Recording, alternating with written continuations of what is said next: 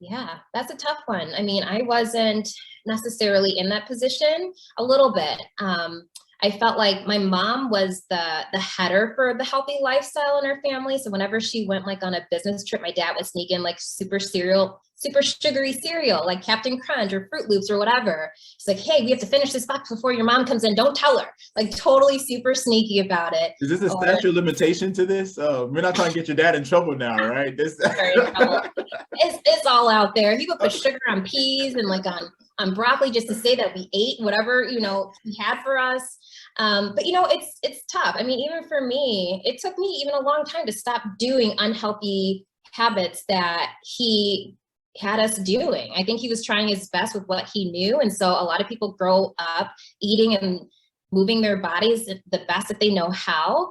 But again, if you want more for yourself, if you want to feel happier, if you want to feel less tired and less sluggish, if you want to have clearer skin, if you want to have guns, like whatever, then you have to set goals for yourself and then have an action plan or seek resources that can help you get there. It's really hard to break bad habits. I have friends that have completely changed around their life.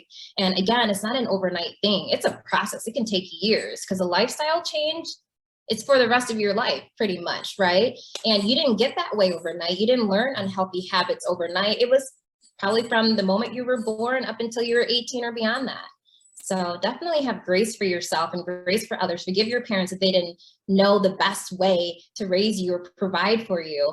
And just seek resources to get to where you want to be.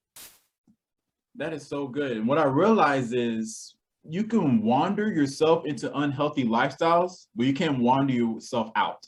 Yeah. You have to be intentional. Like you can accidentally go to being unhealthy, but to be healthy, you have to be intentional. Yeah, absolutely. You have to be intentional. You have to be accountable for yourself. You have to be consistent. It's all these things that don't come easy. It takes practice. And that's why you have to give yourself grace because you're going to slip up. It's not easy. Everyone wants ice cream or whatever your favorite, guilty pleasure is. It's okay to treat yourself, but then, try to figure out a way to schedule that in that fits in with your plan where you can still reach your goals. That is so good. And what I realize is one of the fruits of the spirit is self-control. So I think a big thing, a big person that can help us is the Holy Spirit. Like if you want to break these cycles, the generational cycles that you've been subjected to, ask the Holy Spirit to help you. Yeah. And he's faithful to help you. But sometimes we get so like, it's going to be mind over matter. Sometimes all the time you need the Holy Spirit. Lord, give me the discipline because your boy's about to slip and eat the chocolate cake. Holy Spirit, like you got to come through or it's gonna be bad news. Yeah, no, absolutely. Yeah. And just, again, I think it just goes back to grace.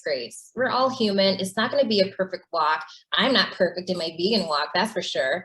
But also I feel like when you kind of slip off the path that you want to be on to reach your goals, you feel it.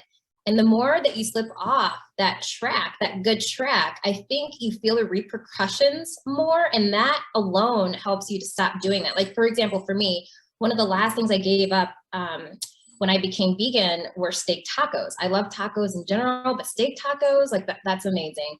And the more and more I would have Taco Tuesday and have steak tacos, the more my body would feel it and the more discomfort I would experience. So eventually my brain connected with my stomach. It's like, hey, stop doing this. This doesn't feel good. Your system's a lot cleaner. We can't process it the same way. So stop doing that.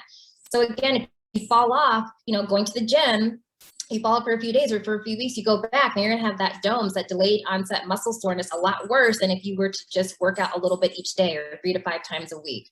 So I think your body can also start to, signal you how to get back on track if you do tend to fall off. That is so good. Anything you want to add? No, I'm good. Yeah. So I think the most important thing is how can someone break it is you just start. Just start and keep going. And like you said before, like surround yourself with accountability partners. Yeah. That you don't compare yourself to, but you're inspired by them. Yeah. And they can call you out because a lot of people want to surround themselves with accountability partners, but they don't want them to call them out. Sometimes you gotta call them out. Yeah. Don't find someone that's going to go get ice cream with you after you work out. Like find someone like, let's go get a green smoothie or green juice. Let's do this the right way. Yeah. Don't find yourself like someone's going to enable your bad behavior.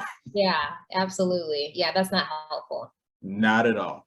And then y'all both gonna be eating ice cream. We're like, well, we out here now. Might as well get some cookies too.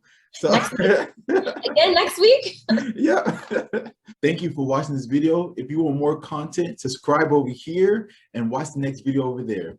God bless you.